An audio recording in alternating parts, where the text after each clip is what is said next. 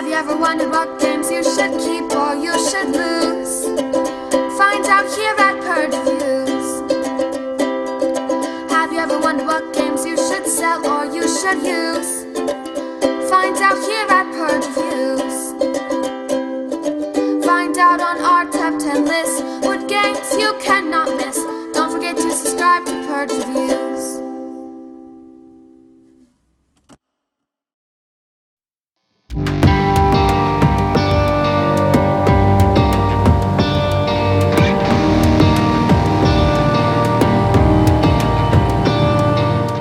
Shakespeare was a game that I had heard a lot about, and well, occasionally I had heard about. This is a theme that I thought my wife would like a lot, and the artwork on this box is just striking, I got to play this. Some guys taught it to me at Con of the North.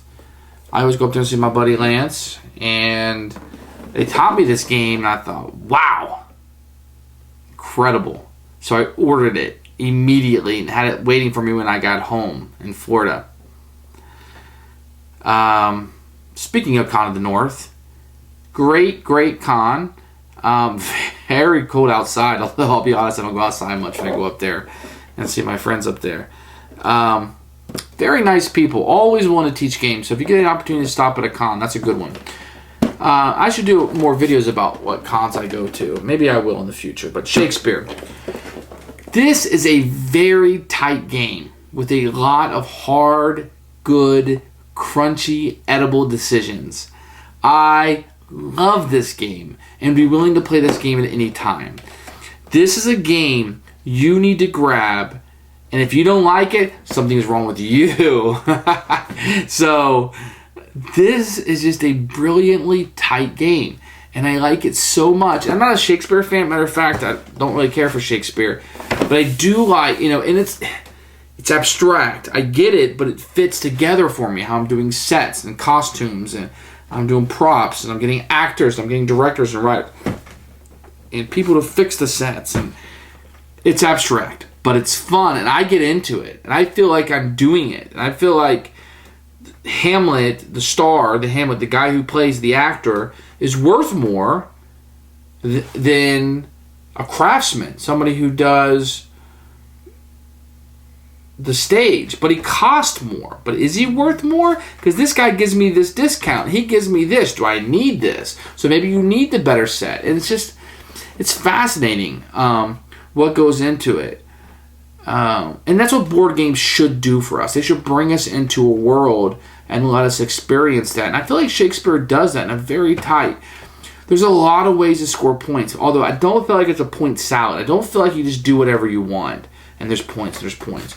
You really need to go down a strategy, and those queen cards will give you a little bit of a boost of where you want to go. You'll see the scoring track. I think it only goes up to 30. And, being in your 20 victory points will dictate the winner or loser. So you want to be very careful about what you're doing and how you're scoring points. And once you go down a path, sometimes you'll need to veer left or veer right, and you need to be willing to do that quickly based on what's up and find those points. In this game, more than anything, you need to find the points. Don't get suckered into something. Find the points. The artwork is beautiful.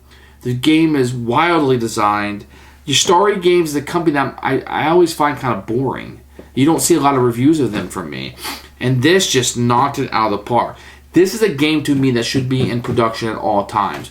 Buy this game. Keeper. It is fantastic.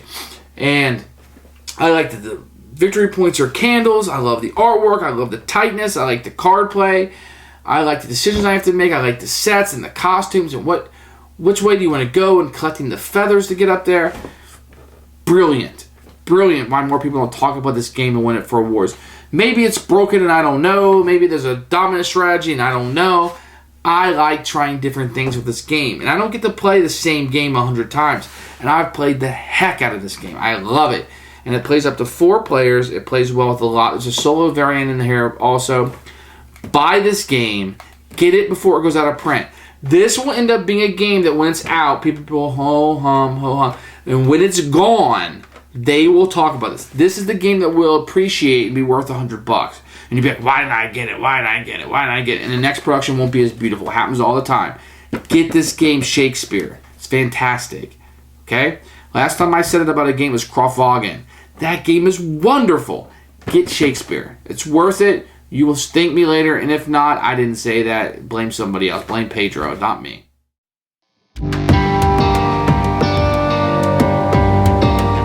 Let's take a look at what comes in this beautiful artwork and this beautiful box. This is going to be just honestly, your normal size box. It'll fit very well on your shelf. When I open mine up, I get this player reference sheet of all the cards, which is beautiful and very useful. You'll be using that over and over again.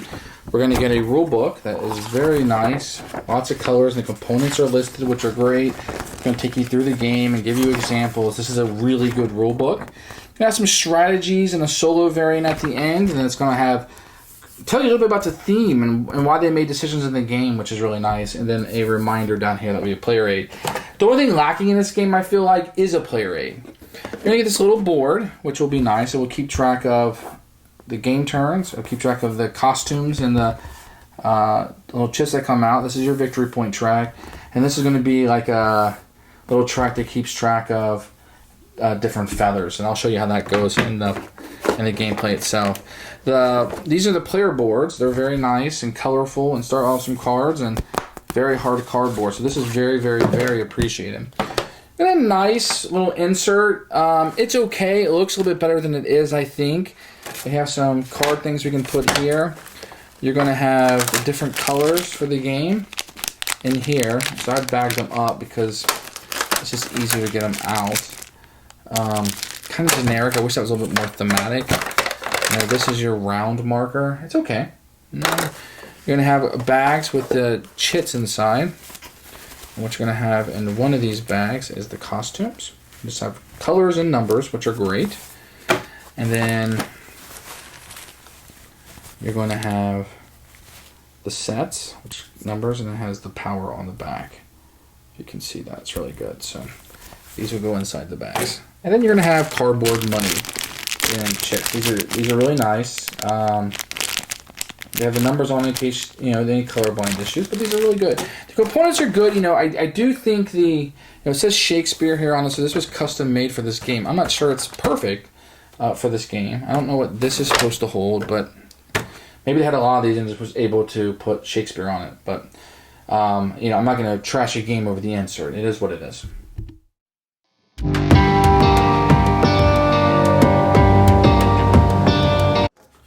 The rules for Shakespeare are pretty good. They come in a nice little box. I love components, pictures. Tell me where things are on the map. That's wonderful. The game is really easy to understand, although there are some interesting things in here. I'm glad I was taught it first. In particular, there's a serial variant. They include some strategies. If you're like my buddy Pedro, stay away from that if you don't want to know that. And the theme, I really, really like this part where they explain some of the decisions they made in the game. For example, why the women are depicted as playing the female parts. Historically, it was males, but they wanted to have females represented in the game, and I don't care. It's fun. And they do a few of those things, okay? And there's a little reminder at the end of how to play. So you just put this down, and it's player aid. Then you have this that explains the objective cards, some rules that are easily forgotten, and then you can just pass this around to show people what the actors do. Really, really nice. Very happy with this rule book. Very happy with this rule set. If they had an expansion for this, I would buy it immediately. So great job, Ustari.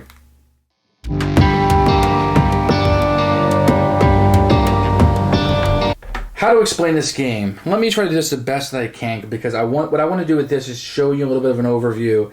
So if you're playing this, maybe answer some of the questions that you would have. So you're going to have a player board, and you're going to have the board that everybody's going after. So let me explain this part first. I think this is pretty easy. So this is just going to keep track of the rounds. And this is a little bit darker right here. Let me bring it up to you. So this is a little bit darker because this is where you'll do some scoring during that round. This tells you, based on number of players, how many sets and how many costumes that you'll bring out. And you'll just randomly draw these from the bag, the number that's required here. This is going to be just a victory point tracker. Everybody starts the game out on 5. That's not in the rules, so know that. This is going to be the turn order. And if you're first player, you get a victory point. And this will be the initiative order, which I'll explain later. And these are just 3 tracks you're trying to make it down. It's important to note that if you do not get past this on each of the tracks. You will lose a victory point during the scoring. But if you get up on these, you will gain things. So here, 1 coin, 3 coins, 5. Whoever's furthest down this list will get 2. In second place, will get 1. And this one, you just get victory points. We're getting 1 victory point to this spot, 2 for that spot, and 3 for that spot. So you want to push these feathers up as I explain the game. Just kind of keep this in mind. The majority of your game is going to be played on this board. And you're going to start out with 4 characters. Now, during the game, you will see these little blank spots. And let me pull a couple of these out. I want to show you some of these concepts before we play. So 5, 7, 9. So as you get these costumes, and don't worry about how you get them, I will show you in a second, you will add these up. So as soon as you get 3 on these, you'll be able to score on this track. So 5, 7, 8. So 8 to 10, I will get 1 coin and 1 victory point. Had this equal 13, 14, or 15, I would have got 3 victory points. Now what you're probably thinking is, why don't I always just try to get the max? Well, you don't really want to, because sometimes you really need coins. I'm going to explain that in a second. The victory points is nice, but I need coins or blah, blah, blah is going to happen. I'll come back to this. This is a track you're going to have right here, where you're going to be pushing this, and this is the only thing that's going to score every round. So base where you're at on this, and I'll show you how to move up and down, you may lose a victory point, lose a feather, gain a coin, gain a feather, or gain a victory point. So this ambiance track is going to be very, very important. Now, each character is going to have a reward that during the scoring you will get. So if you have this filled up during the scoring, you're going to get a yellow feather. This one, a red feather. These do not work the same. I'll explain those in a second. Now, this track with the sets are a little bit different. So whenever you cover up a candle, you're going to get a victory point. So what you need to do is try to get this up. Now, when you build this, you always have to build kind of on top of 2. You see how that kind of sits up there? Hopefully you can see that. Now if I got up here to cover this, I get 5 victory points. Now each of these numbers are going to do something different. 1, when you buy a 1, doesn't give you anything. A 2 gives you a coin. A 3 moves everybody else down the ambiance track, so it can hurt them. 5 gives you a token. And then 4 gives you 2 on your own ambiance. Let's see if I can show that. Okay. So the trick to this is a couple things. You want 2 to get up to these, so I could do maybe this. But whatever spot you put something on, like I couldn't do a 2 and a 5 because it has to mirror image each other. So the only way that I could build on the opposite side of it is to put another 2 here. Okay. Now the golds always work as a wild card, so they can be whatever you want it to be. But if I wanted to build something here, I would have to put a 3 there because it has to be a mirror image of it. And that can be a little tricky at times to get the ones that you want. So that's kind of the flaw of building there, but it can be worth a lot of victory points. Okay, so let's talk about the game really quickly. So what you're going to be doing is these cards will be coming out based on the number of players. So let's just put some of these out and show you how they are. So what you're going to have here is what they do. I'll get to that in a second. The cost, and then you have to pay their salary by the end of the game or you'll lose them and you'll lose a victory point. And some of these will have additional ways to cost them, the actors will. So this obviously will move you up a red and yellow on the feather track, which is on this board. If you choose him. She gives you 6 to the costumes, the circles. He gives you a blue set. If there's no blue, you don't get it. And a white feather, which is any feather that you want.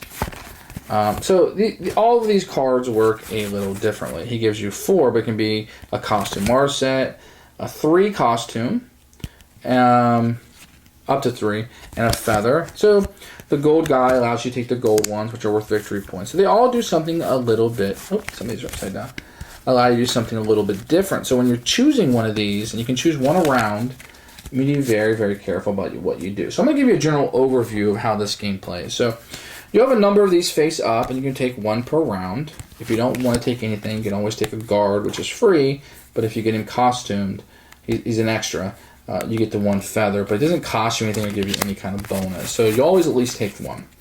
And then what you'll do is, so when the round starts, you're going to take let's see what we have. We have 1, 2, 3, 4, 5 of these. And you're going to take a number of these in your hand, and you're going to bid. Everybody will release their bid at the same time, and the highest number will go first on the initiative track, or on the turn order. What's important about this is that I have 5 of these. I spent 2 bidding. If I bid 2, those are actions that I'm giving up, and you always have to bid at least 1. So now I only have 3 actions this turn. So in turn order, I will take turns placing it on my players. This guy moves me up 2 on any 2 feathers. I can put 1 here. Well, I'm always going to start there, so I can move up 1 here, or 2 on the same. It doesn't matter. Maybe I put a guy here, and then I'll move up 2 on the ambiance track. Now the queen allows me to take either 4 coins, or I can choose. I draw 3 of these cards. I get to choose 1 to keep. Now, I'm not going to go over all these, but these are just ways to score end of game points. That's what these are. They give you victory points at the end of the game. Can be very important, and taking this early can really kind of put you of what you want to build and give you direction of the game. I'm not going to focus on this, but those are pretty simple. Here's what's interesting. So after we activate everything and we do our things and we get our points, I'm going to take, I had 3 actions. I'm going to take 2 of these X's. And of the 3 that I used, I have to not use 2 next time. So of what I use, there's always 1 I can keep. So I would take these off. And that means next round, I can't use Shakespeare to get to feathers or the queen. That was a decision. I had to pick from the 3 that I used. I could not pick the guy I did not use. So it keeps you from using the same powerful people over and over again, because now, theoretically, I could have chosen this guy and left Shakespeare open for me based on my strategy. And next round, I would get all 5 back, and I can bid again. So next time, maybe I bid 1, and I would have 4 actions left. And that's a huge part of the game that's really, really fun, is that idea that you're bidding with your actions, but who you use will dictate what can be used next time. And you'll be getting more characters that will come out and allow you to do different things. So, you're getting an extra person each round that you could then utilize. So if I bid 2 this round, I would have 3 actions. So I can maybe take this guy, one of my characters, and maybe this guy, or whatever. And then next round, these would come off. I use 3 again, so I'd put 2 down on the guys that I use, and that happens each and every round. So that's pretty interesting. So let me go over an overview of what you're going to do. So the first thing you're going to do is bid for turn order, and you're bidding your actions. The second thing you're going to do is activate people by using your actions and or take a character card. Character card does not require an action token. It's just something you can do, and you will place that down. The third thing is, after everybody's done activating, is you will score for your ambiance and then reset it. If it's 4 or 6, you would then do a dress rehearsal. You will score if these are full, and then you will move up the feathers and then score the feathers, which could lose you victory points or give you stuff or gain you victory points. Then some new cards are placed out. You're going to have refill the costume and the set design. The token will move forward on the round, and then you will do your rest, which is put the X's out. Brilliant, brilliant design. I hope that I've not so much tried to teach you how to play, but maybe illustrated some of the harder concepts of the game. I hope that makes sense. The rulebook is really good.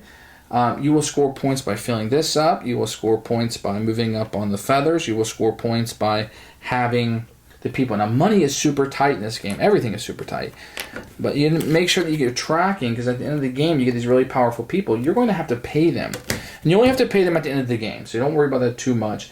Getting those objective cards can be really easy, but sometimes you might draw 3 that really is not conducive to what you're trying to do. A lot of decisions, you can't do everything, and whatever you do, you need to do well. That's Shakespeare. If you have any questions about how to play, I know I haven't done a great overview. I was hoping just to keep track of some of the concepts. Go ahead and let me know in the comments, and maybe I can answer some of those questions for you.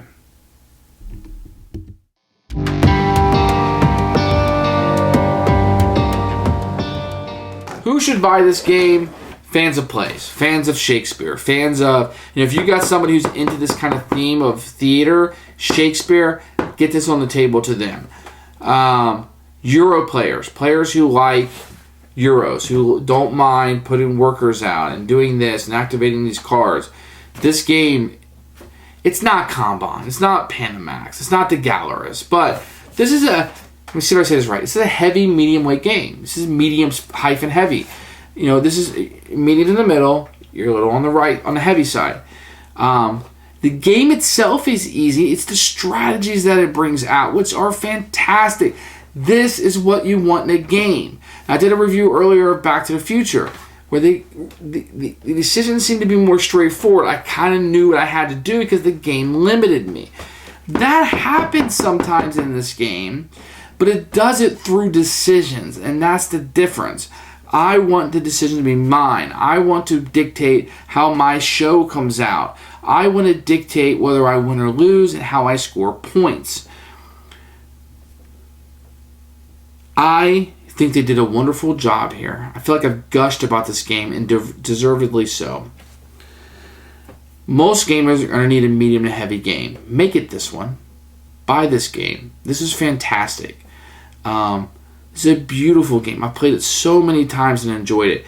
If you're iffy on this at all, promise me now that you will come back to this game and try it. If a buddy has it, a con, whatever you got to do, try this game because I really think you'll enjoy it. And I don't gush that much about games. I always seem to nitpick and find something I don't like. This is an instant classic to me. This will be in my collection till the end of time. This is a Euro game that I love. And if you like this game, then you know that some other games I review, and my opinion will matter to you. I don't go out on a limb a lot like this.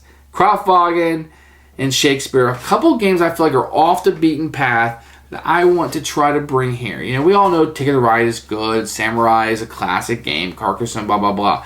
These are a couple games that may have fell off a little bit off the road. I want to bring back attention to. Try this out. And if you want to come in the comments and tell me how you liked it, this game is something I really want to see if you guys like. I'd really like to see some feedback.